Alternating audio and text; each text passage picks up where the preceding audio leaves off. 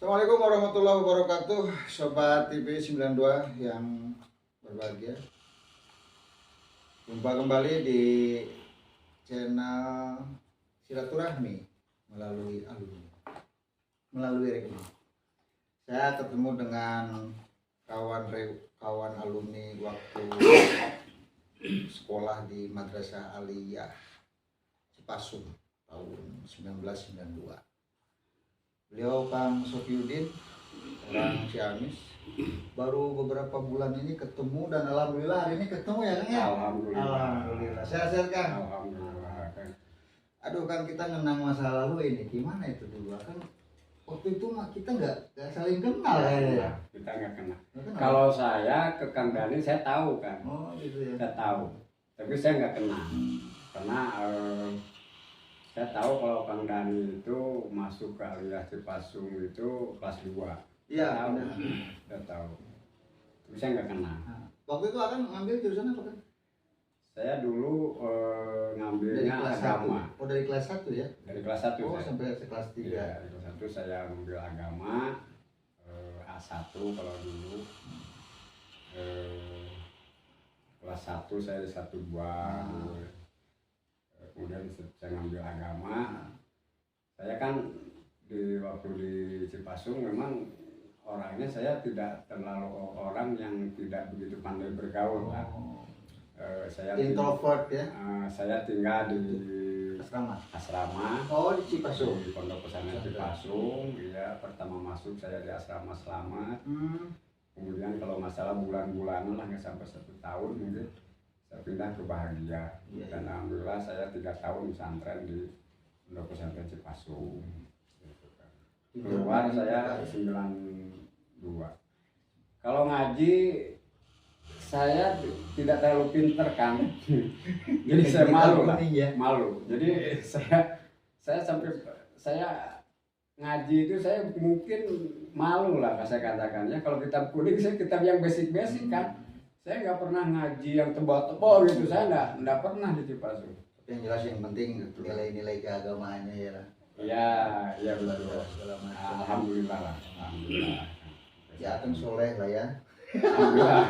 Mudah-mudahan. Kalau keluar kita bareng-bareng 92, selepas itu akan kuliah kemana? Selepas saya 92 dari Cipasung, saya pulang kan itu ke rumah. Saya agak berontak dulu kan, ini kita cerita aja ya. Jadi saya bilang, saya ditanya sama bapak saya, sama orang tua, Anda mau melanjutkan kemana? Pikiran saya itu, kok saya ingin melanjutkan itu ke fakultas, saya tuh ingin ke Unpad kan? Saya ingin ke Unpad, saya ingin ngambil eksak. Gitu. Tiba-tiba ketika saya mau ikut dulu itu SMPTN ya, UMPTN gitu. UMPTN. Kok saya nggak bisa masuk eksak. Nah, akhirnya loh, kok bisa kamu? Katanya kan dulu dari kamu orang tua saya dulu mungkin nggak terlalu tahu ya apa jurusan saya sekolah gitu. Dulu sekolahnya apa? Saya ngambilnya agama. Sekarang saya nggak bisa. Nah, akhirnya ada rencana waktu itu saya mau masuk lagi sekolah SMA kelas 3. Mau masuk lagi ke jurusan eksak di SMA. Ingin saya. Tapi orang tua saya ngelarang, udah nggak usah, udah aja kamu mah sekarang mah jurusan kamu yang sekarang ada itu cocoknya di mana. Nah, sehingga pada tahun 92 saya tidak langsung melanjutkan kuliah. Kalau nggak salah saya sempat bekerja dulu gitu kan, bekerja. Nah setelah itu karena saya udah niat ingin kuliah, saya masuk pesantren. Kalau nggak salah Bantar Gedang, saya sempat masuk sebentar gitu kan, terus di rumah juga kan tetangga di kampung-kampung kan ada pesantren lah, saya suka ngaji di situ. Gitu kalau malam pulang ke rumah. Jadi mau balik waktu itu ya kan? Santri. Nah tahun 93 saya ikut tes di Jogja. Jogja. Dan juga bingung waktu itu. Ada teman saya lah lulusan dari Aliyah Mangunjaya, saya berangkat ke Jogja. Sini ngambil apa? Cuma banyak memang di saya itu ada terinspirasi dari senior mungkin ya, ada yang dari Jogja itu yang kebetulan banyak yang ngambil fakultas syariah kan. Di UIN itu kan? Di UIN Jogja oh, ya. Kalijaga. Iya, saya masuk 93. 93 sampai saya agak lama kalau kuliah kan. Saya kuliah sampai keluar saya, kalau nggak salah saya 11 semester kalau nggak salah kan. Akan kebanyakan demo kali ya? Saya di Jogja. Ambil saya jurusan Fakultas Syariah Peradilan Agama. Oh iya, iya. Dulu peradilan agama. Masuk di pilihan 1. Pilihan 2 saya tidak filsafat, tapi saya masuk diterima di Fakultas Peradilan Agama diterima. Saya keluar 99 kan saya keluar, ya, masuk 93. Saya awal 99 saya keluar. Jadi 6 tahun saya masuk di masa Orde Baru kan. Iya. Saya keluar di era reformasi. Jadi ada 2 rejim yang saya lagi ada pas di mahasiswa itu saya. Nah, jadi ada 2 fase kesejarahan. Ya. Saya ngerti tentang perjalanan Orde Baru, kemudian saya masuk ke zona reformasi. Gitu. Jadi pada waktu itu pas lagi 98 nih Pak Harto lengser nih, saya pas lagi puncaknya KKN.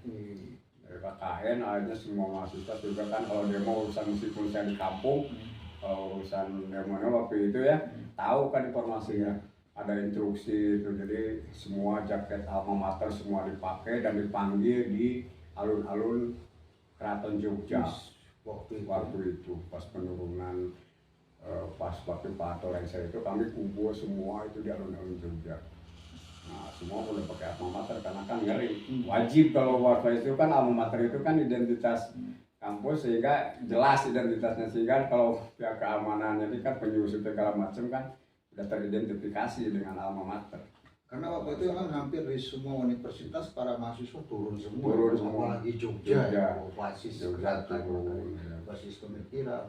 Oke, selepas itu kan akan berkarir sampai kemudian hari ini Mbak akan tercatat ASN di pengadilan negeri ya. Alhamdulillah ya. Pengadilan agama ya. Iya, saya alhamdulillah ya. Pengadilan agama. Jadi tahun keluar saya tahun 99. 99 awal saya keluar, pulang saya. Teman-teman saya melanjutkan S2, saya enggak lah, saya pulang aja. Nah, pulang saya ke rumah 99 awal, saya di rumah nganggur kan. Jadi pernah juga ikut ngajar di Sanawiyah, kan ada sekolah Sanawiyah. Kemudian juga aktif lah. Ciamisnya daerah mana itu? Saya Cidolog kan. Cidolog, kecamatan? Kecamatan Cidolog. Oke. Jadi memang gitu ya. Jadi bekal apa ya, jadi saya selalu ingin bergerak dan aktif gitu ya kan, nggak bisa diam ya, nggak bisa diam dari dulu memang gitu ya. Saya selalu melakukan pencarian gitu ya, aktif di Karang Taruna lama lah pokoknya sebelum Karang Taruna. Kalau di partai sempat nggak? Saya kalau dari dulu saya di partai di P3 kan. P3 itu saya sejak keluar aliyah saya itu udah di udah di P3. Katanya pernah nyala juga. Pernah, tapi karena memang saya ambisinya saya ingin jadi ASN. Ya, nanti kita jadi ASN dan kebetulan alhamdulillah. Jadi saya tapi dulu karena biasa kan standar ganda kan. Gitu ya. Standar ganda. Jadi nanti kalau tidak jadi ASN nih, saya harus jadi politisi gitu kan. Jadi saya megang pengurus partai itu selama saya belum jadi ASN itu nggak dilepas ke orang kan. Pegang saya. Jadi suatu saat saya butuh, akhirnya pegang. Nah, setelah saya jadi ASN, saya lepas semua itu. Saya lepas semua itu. Saya aktif di Karang Taruna, dipegang, kecamatan dipegang, aktif lah gitu. Nah, jadi 99 saya keluar, saya masuk di pengadilan agama itu sebagai tenaga honor itu tahun 2000. Jadi saya 1 tahun nganggur di rumah lah, tiba-tiba di rumah apa gitu. Tahun 2000 saya masuk di pengadilan agama di Tasik, di sini sebagai tenaga honor. Ya kalau ngabdi di pengadilan agama ya mungkin sampai sekarang, tapi nggak langsung jadi ASN kan, ASN belum lama. ASN tahun berapa gitu Pak? Saya ASN di eranya kemarin. Kemarin ya? Iya kemarin, di eranya Pak SBY. 2014-an ya, baru kemarin. Tapi karir udah melesat ya kayaknya. Ini karena pengalaman. Ya udah aktivis dia sih dia ya. Lobby yang bagus mungkin ya. Koneksi langsung gitu. Mungkin kan nggak ada orang. Oke, kita doain Kang Sofiuddin menjadi ASN yang betul-betul berdedikasi penuh. Nah, kaitannya dengan ini kan, Apa gimana tuh? alumni ya. Iya. Oh iya, itu boleh. Nah. Tentang alumni gimana kan? Saya itu dulu dari awal tuh, saya masuk di PA kota itu masuk di pengagama, saya ketemu nih Pak Asrop ini ngajak reuni Pak.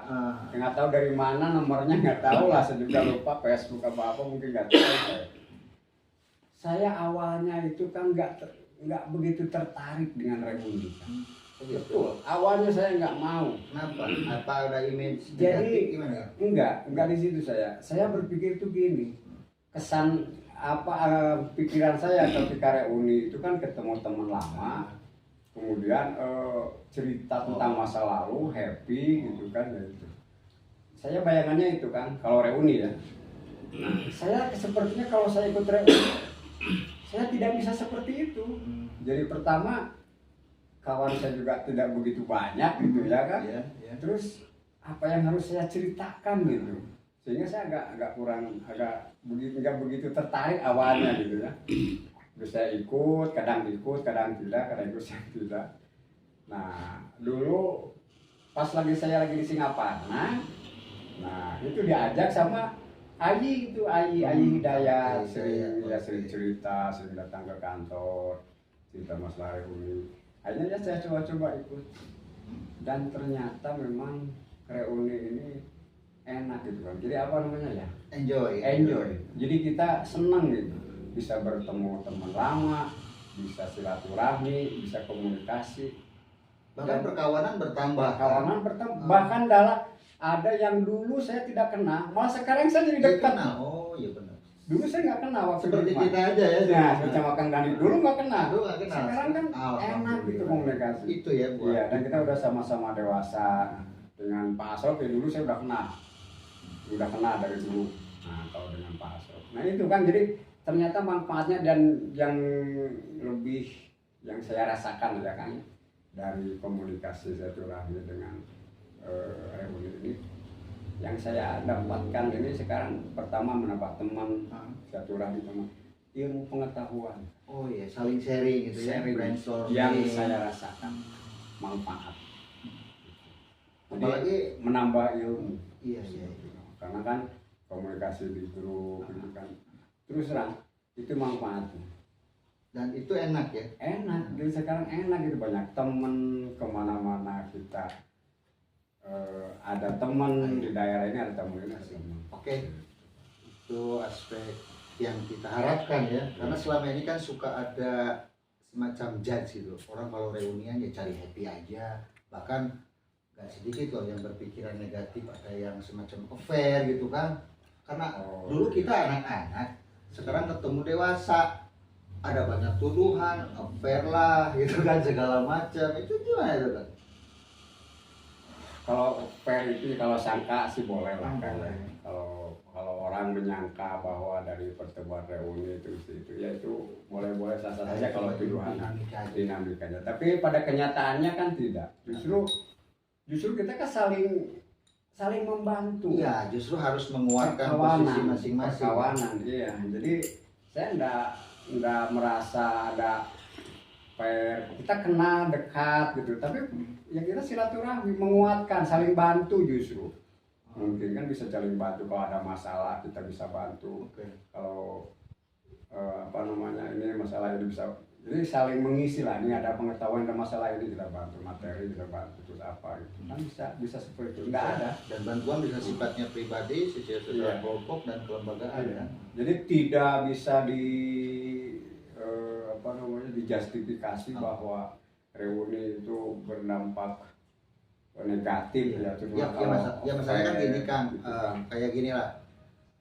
Karena posisinya udah berubah, usia sudah bertambah, status marital sudah menikah, misalkan ada yang teman kita cewek nggak diizinin suami gitu kan, ada yang posisinya laki sebagai suami nggak diizinin istri, karena ketakutan semacam itu gitu kan. Padahal kan nggak semacam itu, kita kembali menjadi anak aliyah lah katakanlah. Iya, mengenang masa lalu lah. Masa lalu kan. Penguatan persahabatan. Oke. Dan selama ini kan tidak ada kan urusan-urusan persoalan itu ya. Tidak ada. Kita kan selama ini ketemu teman perempuan, biasa-biasa aja kan. Iya, enggak. Yang penting jangan geeran kalau bahasa. Iya, iya. Oke, terakhir nih kan. Jangan geeran. Kan waktu sekolah dulu punya pacar nggak? Sekarang nikah sama siapa? Apa sama SMA aliyah Mancipasung juga nggak? Beda. Kalau istri saya alumni SMA. Oh, SMA Cipasung. Oh, SMA Cipasung. Cipasung betul. Tapi Satu angkatan apa beda? jauh. Oh, jauh. Jauh. Tapi orang tetangga saya di sana. Jadi pacarannya sama anak SMA, bukan sama anak aliyah. Ya? Waktu aliyah pacaran kan? Nah itu kan itu salah satu kenapa saya tidak mau reuni. Oh gitu. Saya pacaran nggak pernah. Oh gitu. Kalau musik-musik kayak anak kecil mungkin ada ya. Tapi kalau nggak pacaran kayak anak SMA sekarang kan nggak pernah saya. Nggak pernah sama sekali. Saya mungkin selama aliyah nggak pernah pegang istri. Oh masalah. Tapi kalau jatuh cinta, kalau jatuh cinta itu pasti ya. Pasti itu saya remaja, ya? Banyak yang saya kagum gitu. Oh, ada ya dikagumi. Iya ada. Cuma nggak berani ya. Cuma nggak berani gitu kan. Nggak ada banyak kan kalau gitu. Oh itu kasih tak sampai kan itu. Nah itu yang saya maksud kasih tak sampai gitu ya. Jadi kan tidak berkesannya sendiri. Lalu akan kecewa nggak dengan semua itu kondisi itu? Enggak, atau sedih gimana? Ada lagu kenangan nggak kalau waktu sekolah? Apa ya kalau dibilang kecewa pasti kecewa kan karena pasti itu ada rasa kecewa dan itu saya rasa biasa gitu karena saya mengagumi si A misalkan gitu ya tiba-tiba seharusnya itu saya itu kan pacaran dengan si A ya kan nah, tapi karena ya itu ada ketidakmampuan lah nggak tahu dalam mungkin nggak pede ya kan pede nah, sehingga kan tidak sampai nah sehingga ya jelas hati mah mungkin kecewa ya pasti itu kecewa ya ini kagum sama ini seharusnya kan saya punya pacaran sama dia gitu tapi kan ternyata tidak gitu ini hanya cuma hayalan aja. Cuma hayalan oke lah pemain ada melupakan itu semua karena hari ini masa lalu lah itu masa lalu hari ini kita sudah diberikan jodoh oleh Tuhan dan rumah tangga juga kan sudah aman sudah anak saya sudah 3 ya sudah 3 semoga jadi anak soleh bakti dan sukses dalam hidupnya. Terakhir kan sebagai harapan terhadap keberadaan Ikaman 92 atau Ikaman Pusat atau reuni organisasi Mancipasung yang hari ini jadi MAN 2 Tasikmalaya. Kira-kira apa Bang harapan buat organisasi reuni? Reuni alumni ini memang penting dan harus terus dipertahankan karena begini dengan semua alumni dan kata 92 ini kan semua sudah dewasa dan tentu dengan latar belakang pada meskipun kita dulu berangkat yang sama tapi dengan kehidupan dengan perbedaan maka akhirnya kan pada posisinya yang tidak sama pada saat itu maka disitulah kita pentingnya untuk menguatkan persaudaraan perbedaan jangan menjadi masalah lah status tidak ada masalah itu justru disinilah ketulusan kita kesempatan ini kan pasti ada orang yang lebih ada orang yang kurang ada orang yang membutuhkan nah justru ini keluarga alumni ini yang bisa harus mampu untuk membantu itu saling bantu saling memberikan ilmu saling menyelesaikan masalah ini saya mampunya di sini berilah sekemampuan saya mampunya di sini nah sehingga semua teman kita yang dulu teman itu kan semua bisa terselesaikan masalahnya gitu kan keinginan idealnya kan begitu visinya kan itu ya jadi adanya peningkatan kesejahteraan misalkan dari sisi sosial ya itu yang paling bagus sisi sosialnya selama ini kan kita ada orang teman kita yang meninggal kita silaturahmi orang sakit kita silaturahmi kan di situ Itu pentingnya itu di situ karena kalau aliyah itu ya, aliyah ini kan negeri. Kalau menurut saya aliyah itu sekolah negeri. Jadi secara kepentingan menurut saya itu sekolah itu nggak butuh alumni menurut saya, nggak butuh peran alumni dalam konteks pengerahan murid, biaya. Saya kira nggak butuh aliyah negeri itu. Kenapa? Wong tidak melibatkan alumni saja sekarang itu berkembang. Tidak diterima semua kok yang daftar ke Mancipasung. Ya. Tidak kekurangan dari sisi murid. Kemudian dari sisi dana ya untuk sarpras, saya kira itu sudah luar biasa sarpras di Mancipasung gitu. Mau apa lagi? Kayak mungkin sepertinya banyak sarana yang tidak begitu optimal digunakan gitu, karena terlalu banyak gitu ya. Nah, saya kira pentingnya organisasi alumni ini justru ke alumni lagi kan. Bukan alumni, mungkin adalah alumni ke sekolah mungkin sifatnya apa ya? Itu hanya apa ya? Masukan. Paling hanya sebatas di situ bagaimana ya alumni memberikan kontribusi masukan untuk lebih mengembangkan sekolah untuk menjadi lebih baik. Paling hanya sebatas. Jadi yang lebih penting adalah penguatan alumni ke alumni. Dari alumni untuk alumni. Oleh alumni. Okay. Sebetulnya itu yang harus kita bangun ya. Sip. Itu menurut pemikiran saya ya. Beda dengan lembaga swasta. Iya. Sekolah swasta. Peran alumni sangat dibutuhkan. Pesantren misalnya. Itu peran alumni itu dibutuhkan. Organisasi alumni itu dibentuk untuk bagaimana membantu lembaga itu, murid, pembiayaan, itu kalau di lembaga swasta. Kalau aliyah negeri itu tidak butuh murid, maksudnya tidak butuh gerak dorongan dari alumni untuk memasukkan ke Mancipasung. Yang ada saja nggak diterima. Yang paling penting adalah para alumni menunjukkan kiprah yang diinginkan oleh sekolah itu bagaimana lulusan Cipasung ini berkiprah, bermanfaat di masyarakat. Siap.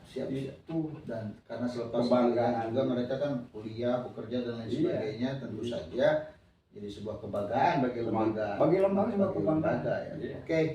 Jadi intinya cintai pembentukan lembaga alumni apapun, dalam hal ini alumni Mancipasung 92, dengan cara berkontribusi dan saling berbagi solusi, kira-kira begitu Kang ya. Iya, bagaimana kita memberikan manfaat.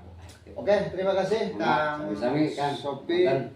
Sehat, sukses selalu pengabdian dan dedikasinya di lembaga yang akan sehat terus. Terima kasih, maju terus, amin. Berjuang terus. Mudah-mudahan tercapai. Amin. Demikian Sobat TV 92, jumpa lagi di bincang santai dengan para alumni di Madrasah Aliyah Negeri Cipasung, Tasikmalaya.